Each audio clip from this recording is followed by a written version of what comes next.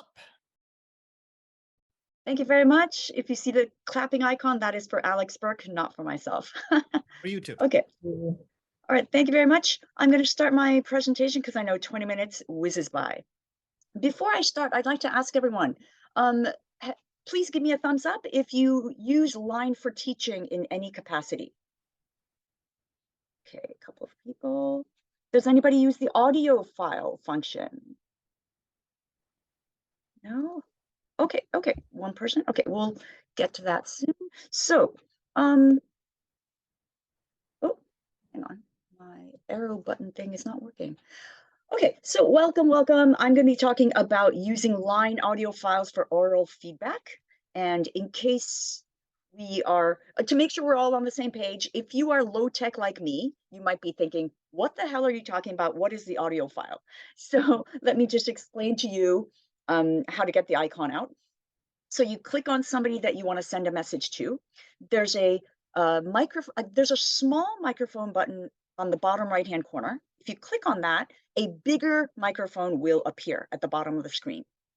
And you get the bigger one, you hold it down with your finger or your thumb and record. Your thumb has to be on the button the whole time you're recording. And when you're finished, you let go and the audio file will automatically be sent. It's a little bit tricky. If you hold down with your thumb and you slide it across the screen, it will cancel the audio file. It won't send it. So you have to let go really thoroughly. Don't slide your finger across the screen, just let go quickly. That's how the audio files are sent. I started using this for personal use.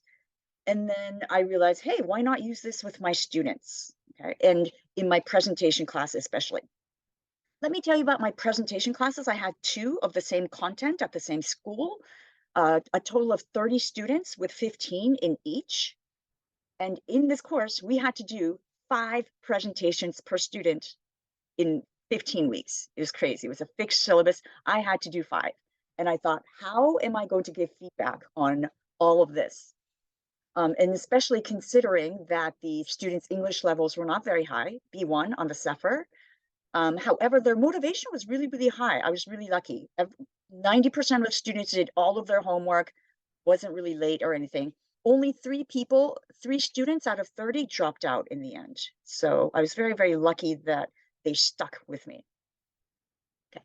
Now, I'm sure you know the challenges with any presentation classes. There's so much to teach, right? You have to teach instructions about how to give a presentation, and then each of the 5 presentations have to be a different topic, so I have to explain that as well. And then the structure, oral delivery, physical delivery, and then grammar, and how to make PowerPoint slides. There's so much.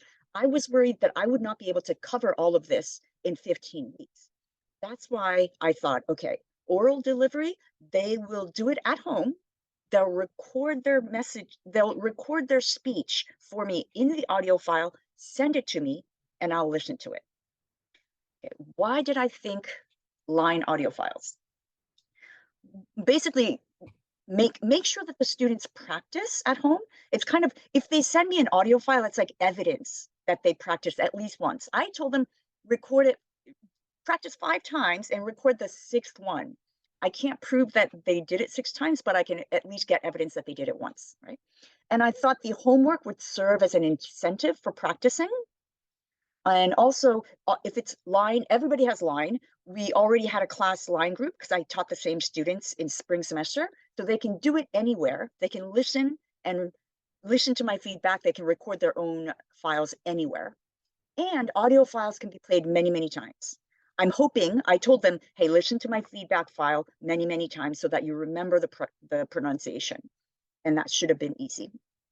And recording audio files takes less time than typing on my end. So that's why I thought, okay, audio files.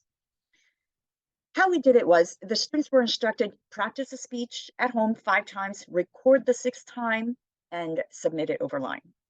A big thing is I told them, if you make a mistake, don't stop, just keep going. And the reason was to avoid burnout. If they tried to send me a perfectly spoken 3-minute file, it would take them 100 tries, maybe more. I didn't want them to burn out. And also I wanted them to practice recovering from mistakes. during presentations. So I actually made a sample file full of mistakes to encourage the kids, hey, it can be this horrible, but you just keep going. So I recorded, hi, my name is Sachiko. Oh, wait, no, my name is Yuka. My mistake. Let's continue. I demonstrated the bad case scenario, and it got some laughs, and it made them feel a lot more relaxed about this homework. Submitting the homework, students were instructed to also send a typewritten message in English with their files. I provided a template saying, my name is blah, blah, blah. I'm in your first period class, because I have 2 classes, right? This is my homework for what day? Because sometimes they'll be late. The deadline was 48 hours before presentation. This to me was important because I need time. It takes time for me to listen to all these files and give feedback. Of course, some kids miss the deadlines, but that's fine. But most kids did it at 48 hours before, which gave me plenty of time. And you can see an example on the left-hand side. Giving feedback. My audio files, I would start with 3 positives and then point out only 1 or 2 major mistakes, because they're not going to remember if you point out 10 mistakes. I wanted to avoid overwhelming them or discouraging them. So I pointed out 1 or 2 major mistakes in pronunciation or intonation that could really impede with understanding. I also gave a visual aid as well. I would type out the sentence with the correct word. If you see the example on the left at the bottom, it says, when I was little, that was the correct sentence, because the student said, when I was a little, and that is incorrect. So I typed it out so that the student can see the difference while listening to my audio file. And also, this was a note to myself. I was typing this while listening to the homework file so that I don't forget. And I always ended every message with encouraging words using Japanese when necessary. It's like, oh, I look forward to your presentation tomorrow. Good luck. Ganbatta ne. Just to end on a happy note. My feedback files were under 2 minutes. I made a conscious effort to make it short and concise, 1 minute or 2. Again, to avoid overwhelming the students. If it's long, nothing leaves an impression. And also, I needed to control my workload as well. So it's always under 2 minutes. The advantage of teachers. So the biggest thing was, even in a big class, teachers can give individual feedback to each student every single time. So 5 presentation times 30 students, that's 150 presentations.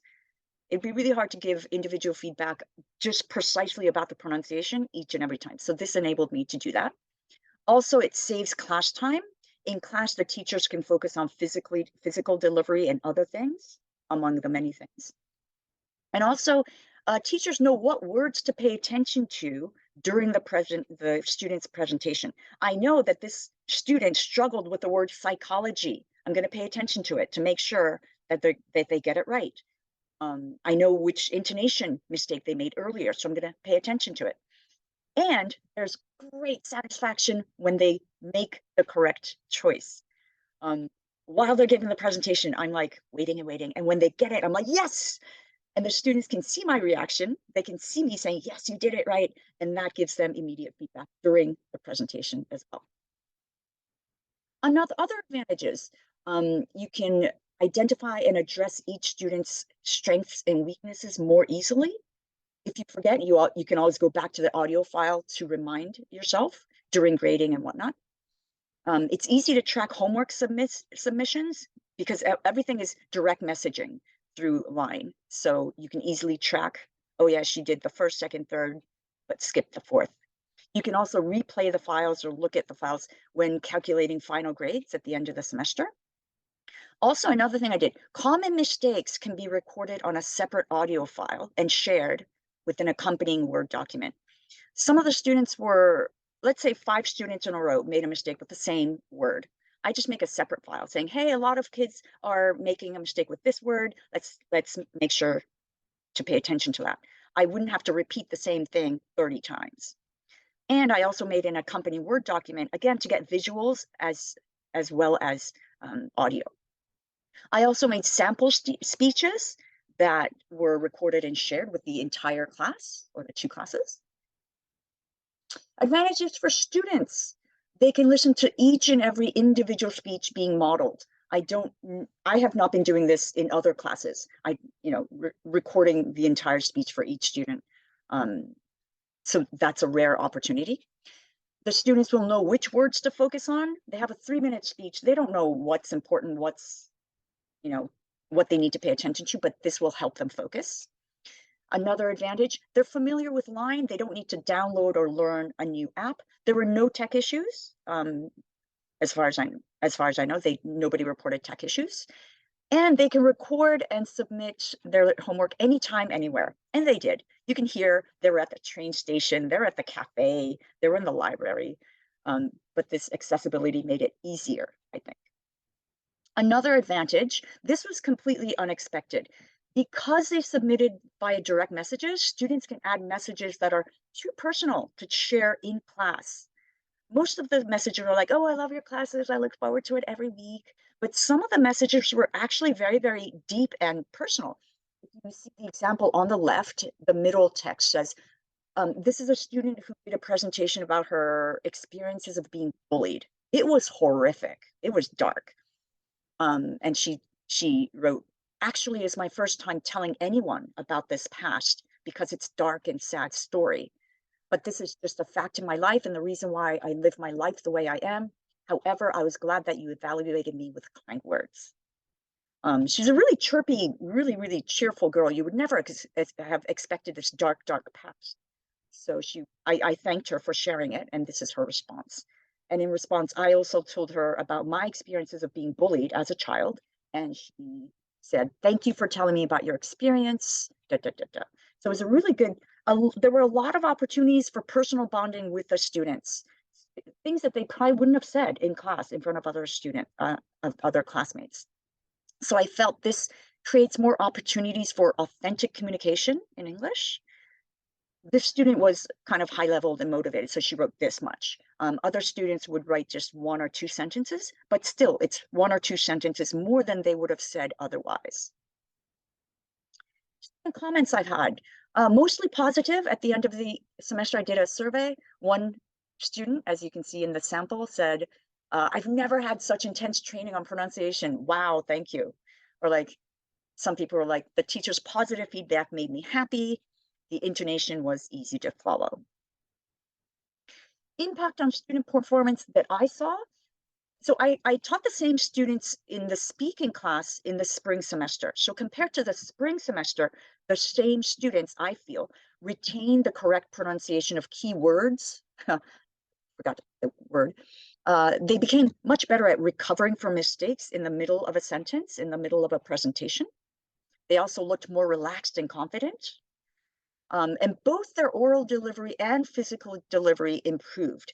I think because oral delivery was checked online, so they felt confident about that, which gave us, all of us, more time to focus on gestures and technical stuff in the classroom when we rehearsed.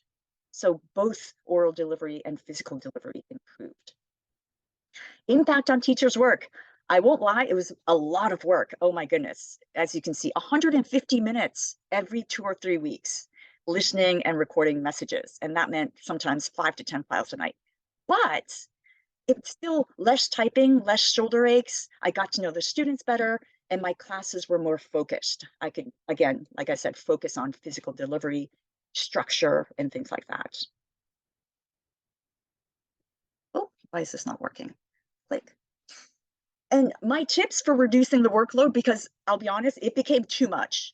I thought to myself, what am I doing? So take notes while you're listening, because if you don't, you'll have to listen to their file all over again from scratch. So take notes on paper or type out the keywords in the text before you forget. If you're busy, don't tell anybody, but just listen to the first minute of the submitted files, or just listen until they make 2 major mistakes. Thank you, Jose. Another idea is don't give feedback if they submit late. I didn't do this because I wanted everybody to have a chance, but and making a separate file for common mistakes also saved me time. So, any questions so far about the audio files? Susan, you had one. You want to go ahead? Yes. Well, you already answered. I had two questions. You already answered one of them. I Okay. said, how did students like the oral feedback? Obviously, they did. You did, yeah. Was there any way to see if they actually listened to your audio file? Well, Line gives me the message kidoku that they read. Right, but do they have to actually play the file in order to have the kidoku? They No. don't, right? Yeah. Okay. They don't. Okay. But I can tell because during the presentation, if they correctly pronounce the word that I pointed out, that's evidence. Yeah, sure. Okay, thank you. Okay. Any other questions? John. Okay. Yeah, I just wanted to confirm that Line does save the audio file for a long time because I use Line as kind of as my LMS right now. And Great. yeah, when they submit a PowerPoint or a Word file, it's there for a week and then it goes dormant. You know, basically you can't do anything with it. You can see that they did it, but you can't look at it. So the audio file does stay. It does. It does. I'm checking right now. I'm able to play files that were submitted in October. Okay. All right. Yeah. At least 3 months, I'm able to play the October ones. Yeah. Okay. So I wanted to briefly touch upon Line as an LMS. I don't know if anybody else uses it, but granted, I used Google Drive folders plus Line. It can do all the basic stuff like making announcements, distributing handouts, as you can see. In the picture, I distributed Word documents. I made an audio file pronouncing all the words in here and instructions. We also did like post a picture of your pets to share fun things, create a group community. Also, I would say go off and do group discussions, report back to the class in text writing. Thank you, Susan. Other things I did was elicit answers in class. So there was homework. What's the answer? Instead of one person answering, everybody has to text their answer. That was kind of fun. Kind of made it like a game. We also did caption this, or like post a funny picture, and other people have to guess what it is. Other options are you can conduct polls, surveys. The only limitations that I can think of, I'm sure there's more, but there's no function that awards points for assignments done or tallies a grade, like a grade keeper. And it's also difficult for teachers to add lengthy comments on a written doc or track edits like you can on a Google Share doc. Can anybody think of other like limitations that I'm not finding? I guess the grade book would be the big one that I really appreciate from the LMS, like keeping track of all grades and also the ability to give tests and quizzes within the LMS would be really nice. I don't think you can do that in. I haven't tried, but I don't think so. You can do polls, but yeah. Okay. I also put it in the chat. Do you have a separate Line account that you use for school, separate from your personal Line? Because I should. Oh my gosh, you don't? Geez. Wow. No, that was a mistake. Yeah. Alex, you have a question? Alex, you have your hand up? Hi. Yeah. Hi. So my question is that I predominantly teach first years. And so one of the reasons I do all of these, I do lots and lots of software introduction in first year is because I know they have to get used to using the system. They are stuck with the university system. They need to be competent in using whatever they have to do to jump through the hurdles for all of the other teachers. But I do like the idea of running a informal Line thing parallel to my main stuff. So I'm going to think about that. Yeah, but I think I'd do an official account if I'm allowed to. I'll do an official account. So, but great ideas. Thank you very much. Okay, thank you. What do you mean by official account? Like a separate official account for Line? Other people could probably speak to that. I haven't made one, but other people could probably. I can tell you in general that there were official accounts. Those are the official accounts for companies like Coca-Cola or Rakuten. And you have to apply, you have to be vetted. But there are certain advantages to it. There are certain media that you can spit out at your, and there are advantages in terms of how you can throw your messages out at your Line followers. Okay, I'll look into that. But I would suggest this as a an additional LMS, not the main. Okay. Yeah. Okay. Hey, Sachiko, thank you very much. Thank you. Round O applause. Actually, I wanted to ask about for the line, can students create a separate, is it easy for them to create a separate line account? So I think that some students don't like to use their personal social media device for like classroom stuff. Like you can create, like they create another Gmail account. Can you do that with Line? Is that easy to do? I don't know. Does anybody know? I'll say I don't have them create a separate account. We use Line Open Chat, in which case it's their students. If you're in an open line group, you can't contact each other like privately. It's just all in the open. So that's what I use with my classes, and the students, the only way they can contact me is in our class group line. They can't contact me privately. So I don't have a separate one though. I kind of saw the benefit of doing regular Line, as they could contact their classmates if they wanted to be friends, but have there been problems with that?